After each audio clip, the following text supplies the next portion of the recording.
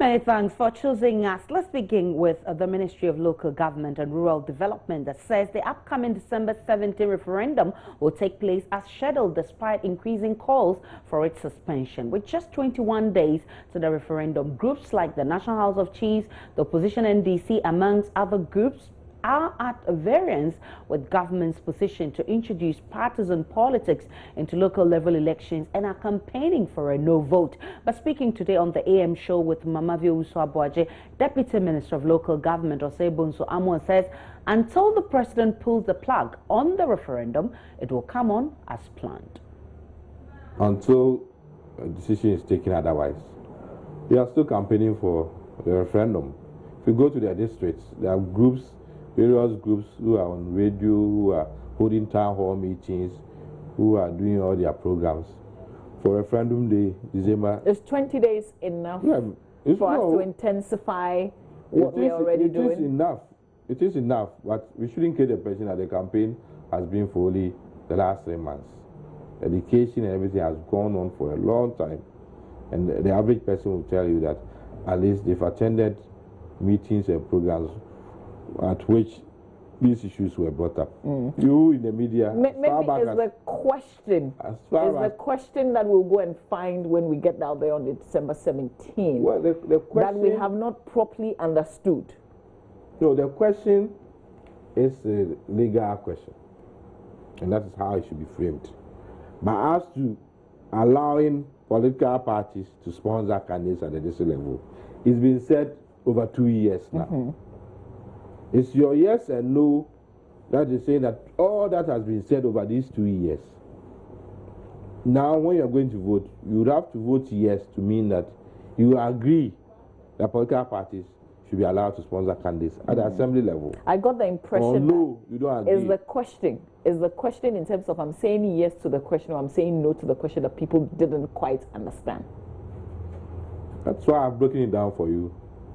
Do you want political parties to sponsor candidates at the local level? Or you don't? And those who say they don't, they understand. And those who say yes, they understand. So the question may be a long question because that's what the Constitution requires. But as to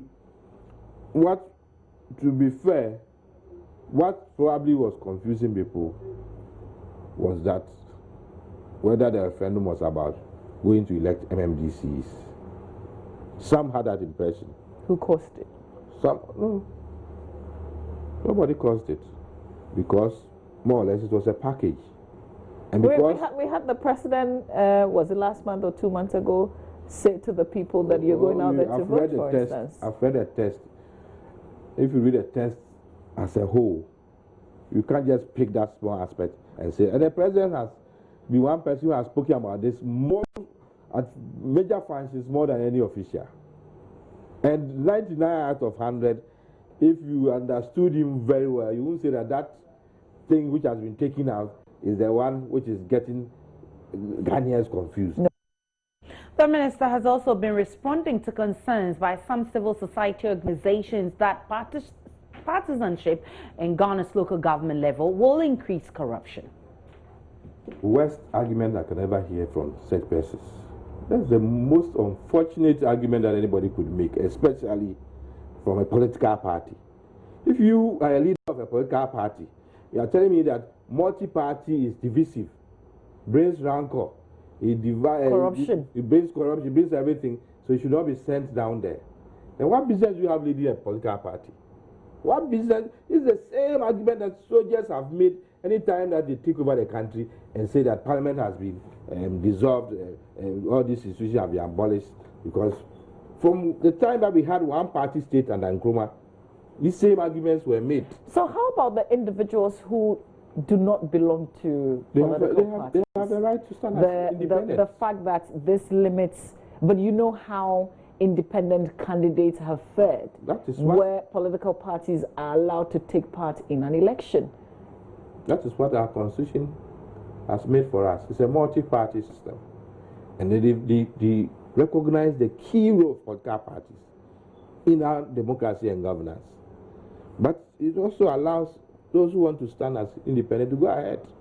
Why do you bring a constitution of multi-party system And then you say that at the assembly level is no party.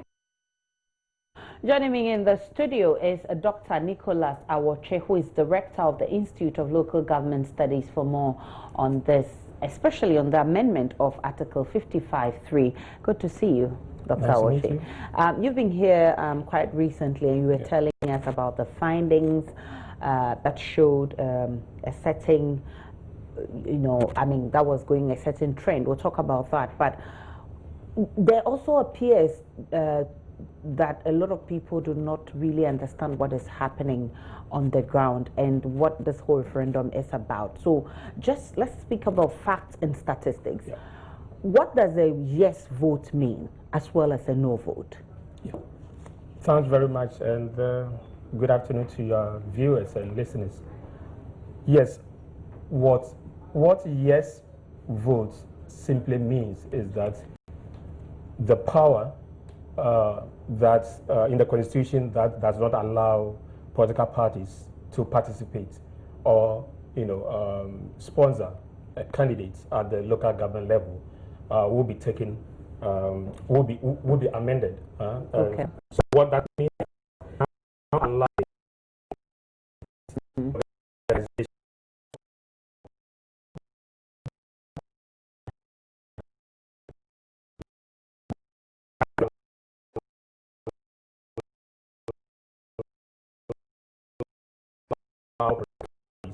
to participate in local government elections. Okay.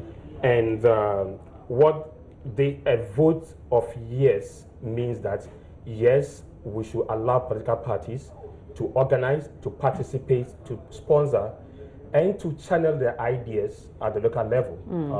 I think that under the current constitution is practiced at the central level, but it's not practiced at the local level.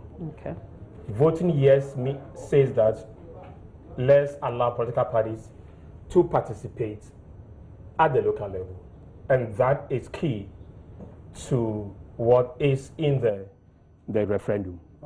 So basically it is to amend that entrenched clause. And the reason why we need to go through the referendum is that Parliament cannot simply amend that part of the Constitution because it's entrenched.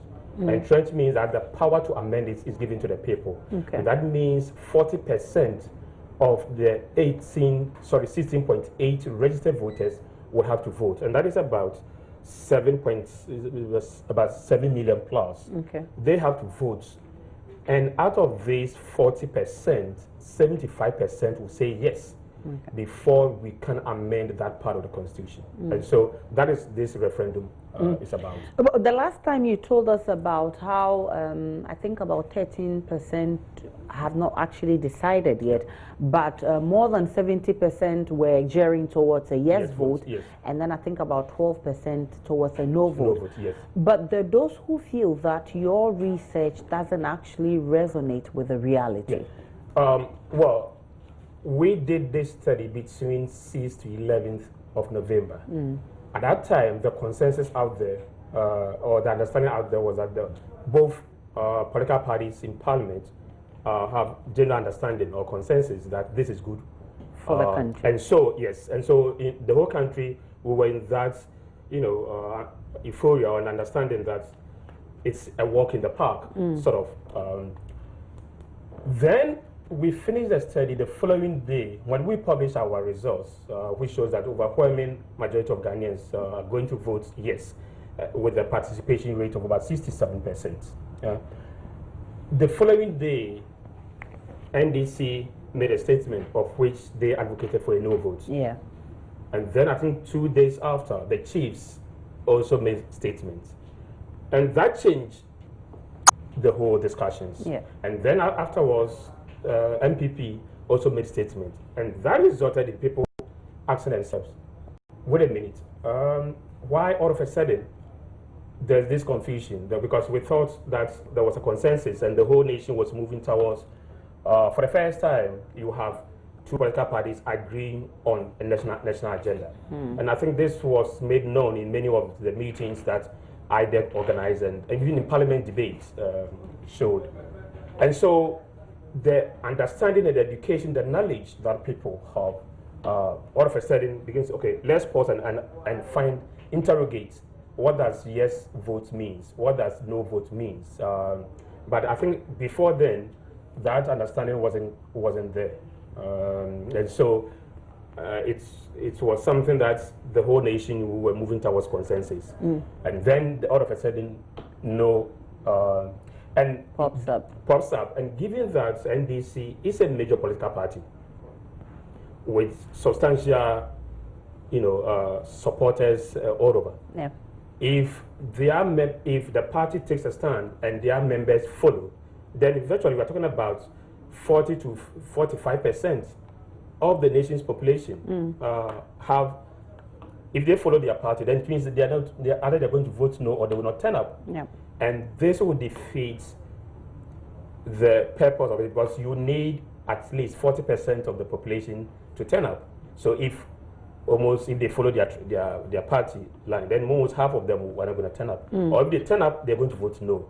And this constitutional amendment requires 75% voters to say yes. And so that becomes a huge task. And so if you add that together with people's understanding, then you are having a situation where it becomes a difficult proposition to. So after all these positions coming out after your study, have you gone back to do another? Has anything changed with your findings? Yes, in fact, we interviewed 6,550 people. So we have their data sets, we have their phone numbers, some of them. And so we decided to do a second study, which we are still on. Okay. We've gone back to these people since, I think Friday or Saturday, I think since Friday, to call them. That's about 3 days ago. Yeah, to call them to say, look, we spoke to you about a week ago and you said A, B, C, D. Given the statements from the two political parties, given the chiefs and everything, would you want, have you had a change? Stand by? Yeah, would you stand by? Yeah. And so we are doing that, and we are analyzing the data. But the initial thing is that people are beginning to shift from no or yes to undecided. What that means is people want to get more knowledge, more understanding of what does yes imply, what does no imply. So it's something that with time, once the education and explanation begins to go out there for people to understand the consequences of no or yes votes, I think people will come to the reality that perhaps we need to pause and see, hey, what is it coming? There's something that coming off on the 17th of December.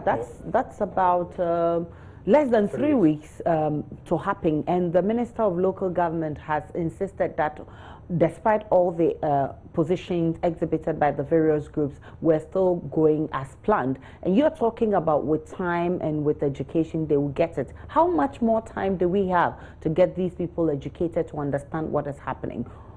Well, it's difficult to say. I mean, time is of essence here. That is correct. How much time we have is 3 weeks to the election. And if all this while we could not convince the people and educate them enough, 3 weeks can make a difference? See, this is a major decision. There's a reason why it is an entrenched clause. Yeah. It's key. And all this while, yes, had NDC and NPP had not had the divergent views on this and there was consensus, perhaps we wouldn't be talking like there isn't enough education. When we did our own study, 54% of those we spoke to could explain that the purpose of this referendum was to amend Article 55. And so you could say half could not explain it that way. Time is essence. Getting understanding, getting to understand why yes or no is key to this decision. People should make informed decision. If we are to postpone the referendum, it should be based on the understanding that people need to get knowledge of the essence of the referendum, and not because it's not good for the nation. I think that if you compare the yes and the no votes, if you do a balance sheet of the two, you will come to the conclusion that yes has more pluses and more benefits than the negatives that comes with it. And so for the nation to move to what is likely to happen, like the devolution, which we have never experienced it through in our lifetime, which in so many countries is the beginning of transforming local development, then it is important for us to know that it is key for a yes vote because it brings in competition into the local government that we would never experience. Yeah. It will make local government relevant to the lives of people. At this moment, as we all know, that local government system, the local government system is broken. It's not offering much to the people. Yeah.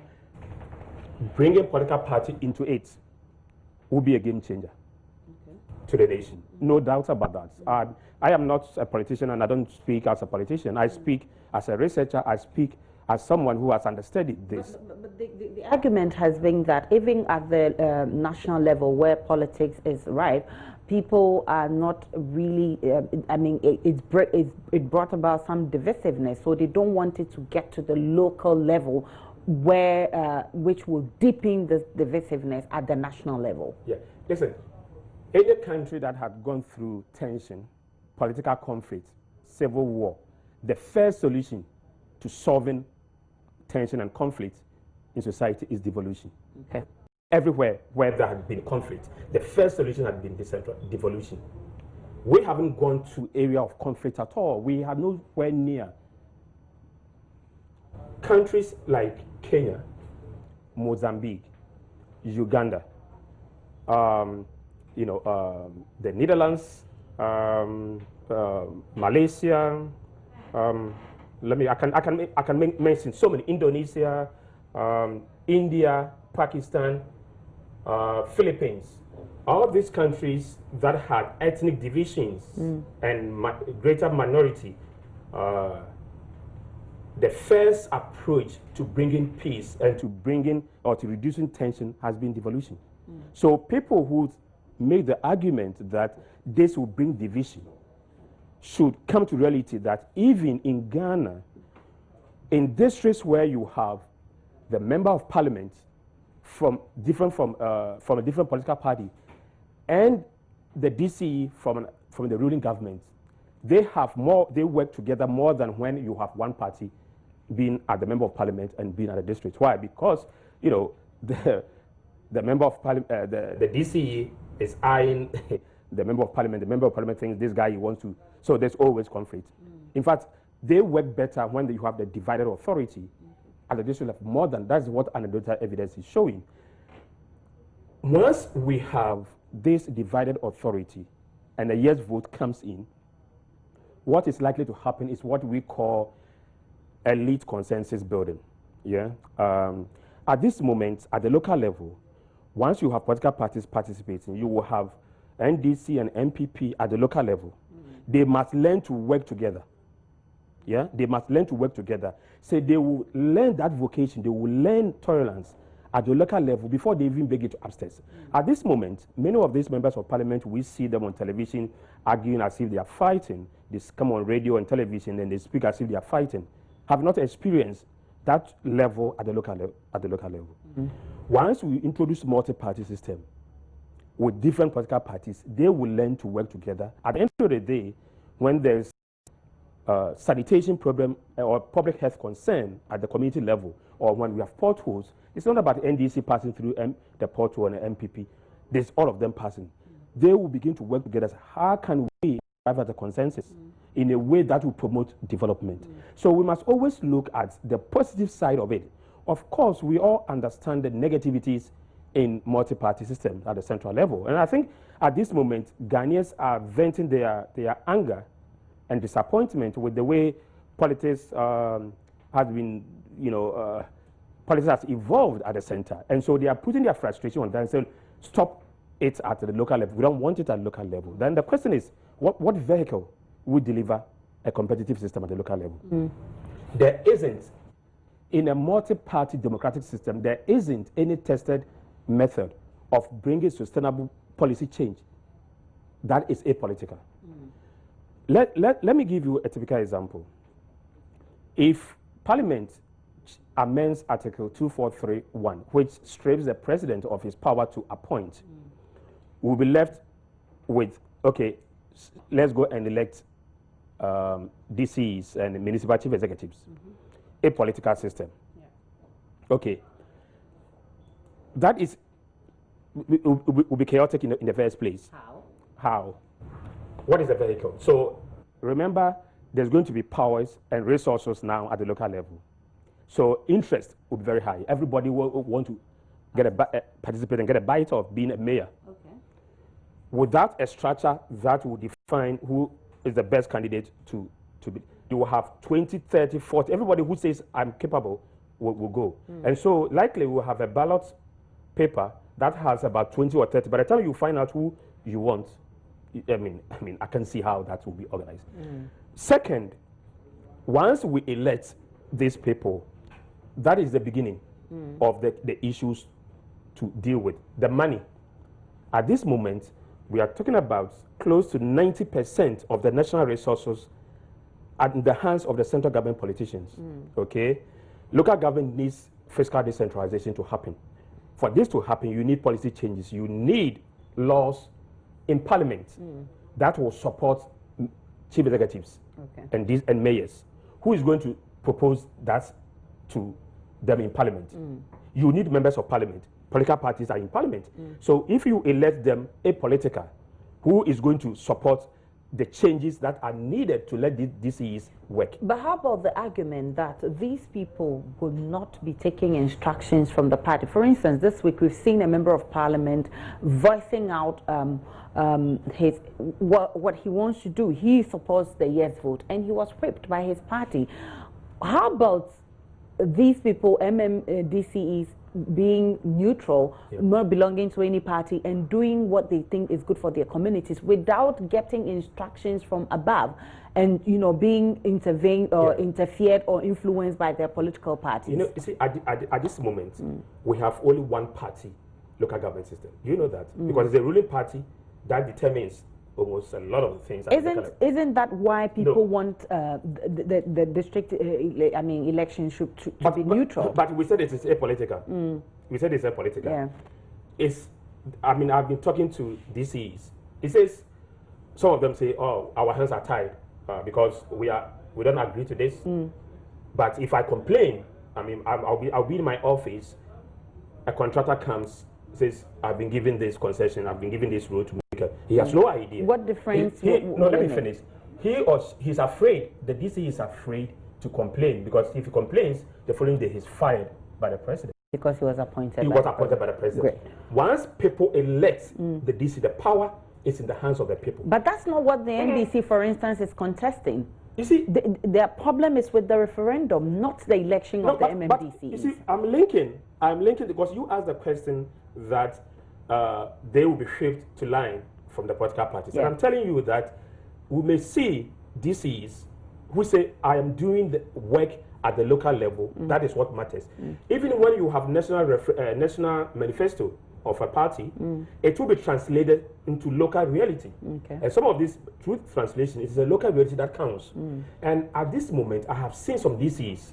I have seen a DC that is able to take a government organization to court and got it ruled in behalf.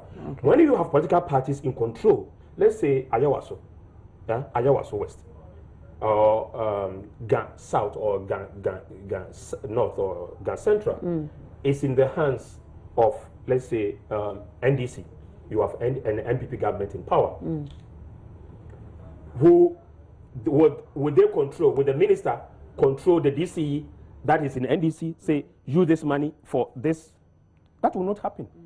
So we are talking about close to, if we take the proportional in Parliament, or we take the voters, the election results, we are talking about close to half of the municipalities potentially in the hands of opposition. Will government control them? Those people will be doing the realities at the local level. They will not be shaped, because at the end of their term, the 4 year, It is the people who are going to. And haven't you seen members of parliament who, because the party says this is our preferred candidate, they go and they lose. You see, we should look at the positive aspect of political mobilization. Okay. We should not demonize. At this moment, it's worrying the way people are using frustrations, anger at the central level, with the way they're seeing things, and to say we don't want party politics. If you're not careful, somebody's going to say, what is the sense of national, even at the national level? But who would you blame for this? Of course, it's central government politician. But is that the solution? Do we? You see, we have laws in this country. We have constitution that says that you cannot, do money crazy politics. Sort of. I mean, you understand what I mean? Where it has become money, money, money. There are laws that that do not allow this to happen. It needs to be enforced. We have the EC to enforce on the laws. We have the police. At this moment, look at Israel. You have a prime minister who is indicted. We need to have institutions to work. If the institutions are not working, we as citizens must ensure that the laws work. But because we don't enforce the rules, we are throwing away the baby with the bathwater just because one law is not being enforced. And because of that, basic institutions, that is the fundamental bedrock of democracy, is being demonized, and it's been, it's the way people talk about it is dangerous ground. I don't know, it's becoming a slippery slope. We don't know where it's going to land. I think this politics of fear that is vigilante is going to arise, and it's this Trump type of politics. We should not. We should not. Is it? I am worried. Are there no evidence pointing towards that? Listen. I mean, for instance, we just saw Ayawaso West, which actually triggered the vigilantism bill. Yes, but that was a by-election, isn't it? Yes. When we organized the full elections, when you have 260 MMCs being contested, you think parties will mobilize all their this to go and fight one district? No. But we've seen, I mean, some of these pockets of violence during these you see, I'll give you an example. But do we have to wait to see it in a very... And the solution is to ban it. The solution is to ban the basic rock, the foundation of democracy. What would you have had us done? Let me tell you, let's ensure that the EC, let's ensure that the police, the institutions work. Let me tell you, we are having a judiciary that appears to be, that is more independent. The recent ruling. This has become a rhetoric. Let's ensure that the institutions work. I mean, for Ghana all these years, this is what we've heard. Has it ever worked? Ghana is the only country where we have multi-party at the national level and a single party at the local level. Nowhere in the world. Nowhere do you see. Are you telling us Ghana is so unique, we are so violent, we are so that we can't entertain multi-party system? I mean, go to Mozambique, where they fought and 1 million people died, where the opposition political party swore never to allow government to come and do campaign in their municipalities. Those countries organize multi-party local level elections. They organize it successfully, and now you have parties controlling local governments, opposition parties controlling local government. They are not fighting. You see, this idea of looking at only the negative side of it is worrying.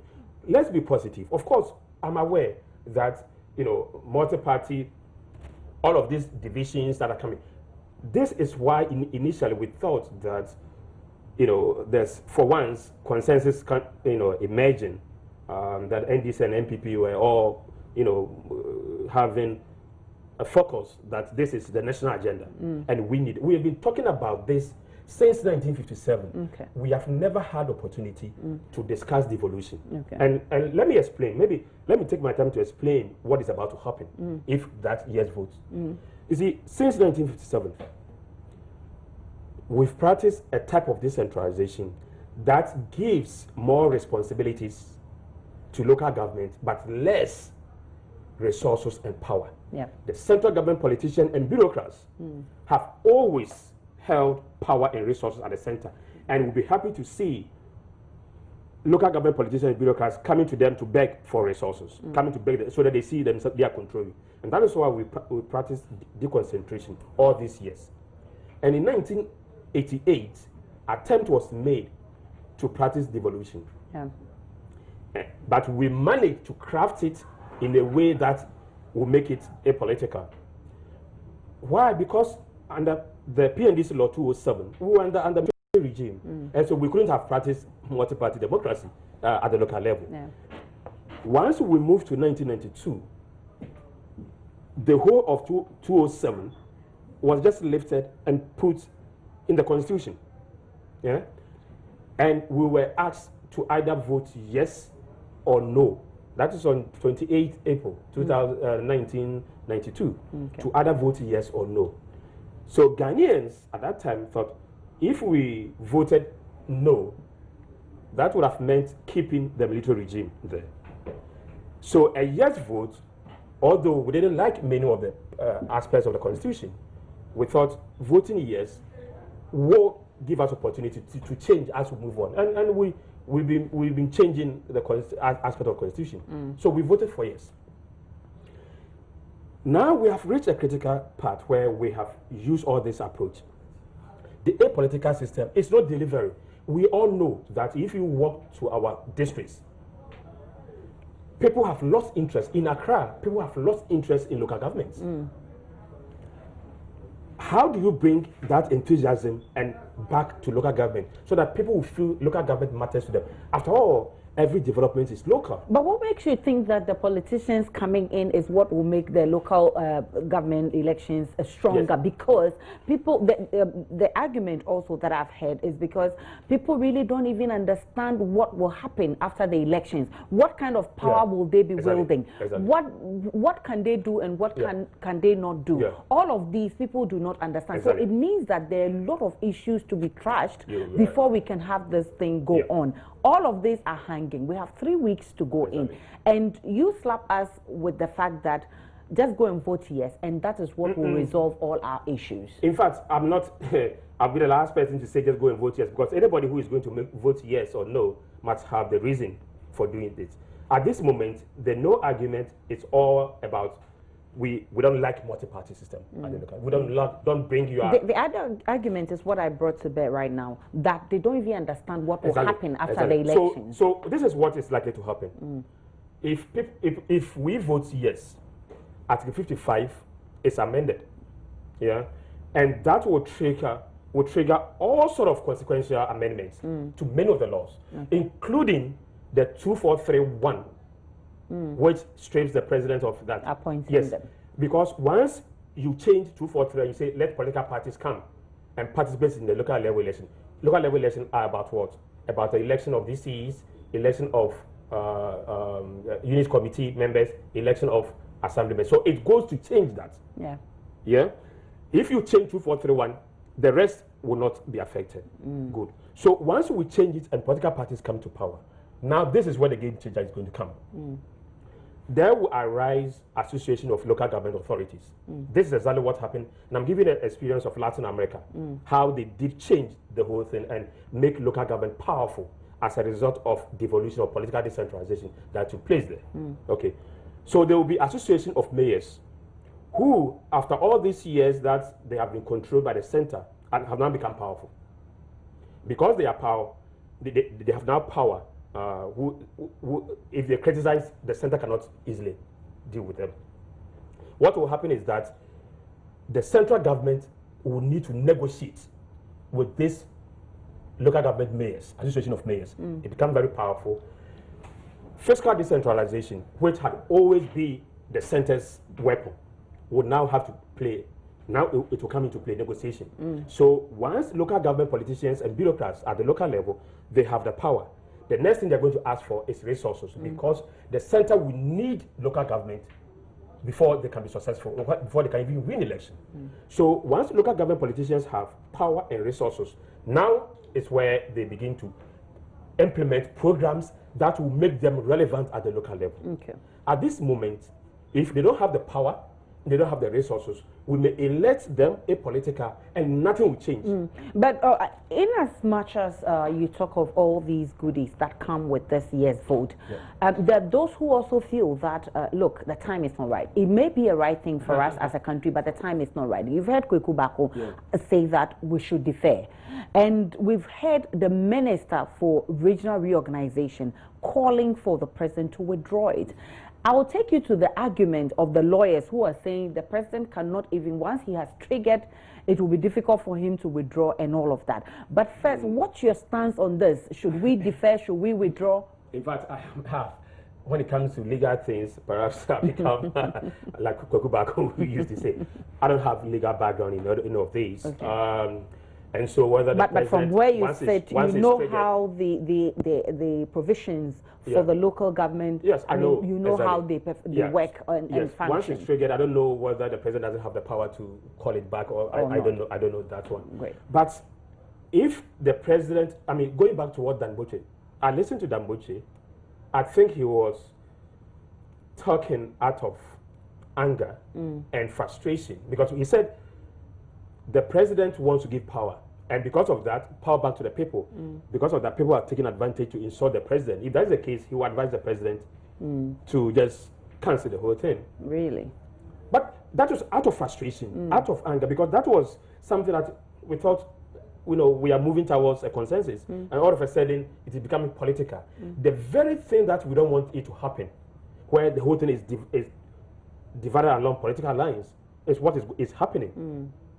Yeah, and if we fail this, I don't think devolution will ever come, because then it has become a political angle that NDC can come to power one day and says we want to give power back to the people. NPP, tried it and it was so. Now parties will take entrenched position. But do you buy the idea that we don't have enough time? We've not garnered the kind of confidence we want to do with this exercise, so we should defer?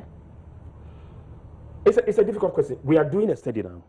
In fact, we are doing a study now, and we hope we will have ideas. Because, you see, for the president to put it on hold, it must back with some evidence that people haven't got enough understanding and knowledge of the essence of the yes and no votes. If we, and I wish the political parties could use their platform to educate the people very well. At this moment, I think awareness is going very up. When we did our own study, awareness was about 66%. When what is it called? CDD did their study, awareness was low. I think it's about 50%. So it is going up. But you must be worried that a lot of people are now coming into the gray area. Yeah, it's worrying because maybe education and this and didn't start very well, and yes, so it is worrying. But it will be a pity to see this suspended or totally cancelled, because if it happens, we're going back to the status quo. And you and I know very well that the status quo doesn't work for anybody. We did our own study, and many Ghanaians feel local government that doesn't have any effect on their lives. But this is strange, because local government is where development takes place. At the local level, every development is local. Why can't we mobilize ideas? And I'll give you an example of what happened, how the current party in Nigeria, the APC, won their own election. They won it from opposition. Lagos, how they transformed Lagos. In 1999, Lagos being in an opposition area. But Nigeria is a federal state. How do you think Nigeria? I'm giving you an example of how being in opposition you can transform and make yourself relevant. But if we don't practice the same system, I can't see how that will work. It's a devolved system. Okay. It's a devolved system. I'm explaining. The federal system and then the unitary system is the degree of decentralization that is given. That is all. Is a degree of decentralization that local people have. Then we must as well start practicing, changing our system of governance. Then we can understand to be a unitary state. Exactly. Local governments are not asking to be autonomous. If they are autonomous, they probably will become a state on their own. Local government is not asking for autonomy. They are asking for more of their powers to be able to make decisions that affect local people directly. That is what they are. Wouldn't it be better for us to defer the exercise so we can get the people to vote the yes, instead of actually going on with this exercise with all the arguments that is coming out, to go to the referendum and get a no? Yes, that would be a disaster. Going to the referendum and getting a no, I wonder if the government will have the courage or even have the incentive to even bring back 243. I think perhaps it will be dead on arrival. So what's your stance on this? I personally will feel that if the president will have to postpone, then it must be based on evidence that more education is needed. Because you didn't want people to go and elect or vote on something that they don't have much information or knowledge. So then it is better that it is postponed. So, but next year, it's election year, and I think the EC has already said that it's going to be a very tight program. So if the president is going to postpone it, I think it must be based on the fact that not enough education and understanding. And what has your studies shown? I think it's rising gradually. We haven't reached there yet, but what are the 3 weeks we have will be sufficient to improve people's knowledge and understanding. And what's your recommendation then? Please don't put him on the spot on this. I'm grateful for your time. Dr. Awotwi is from the Local Government Institute of Local Government Studies, and he's been updating us on their research on what people are voting, whether yes or no, and also explaining to us why this is a very critical exercise for the country.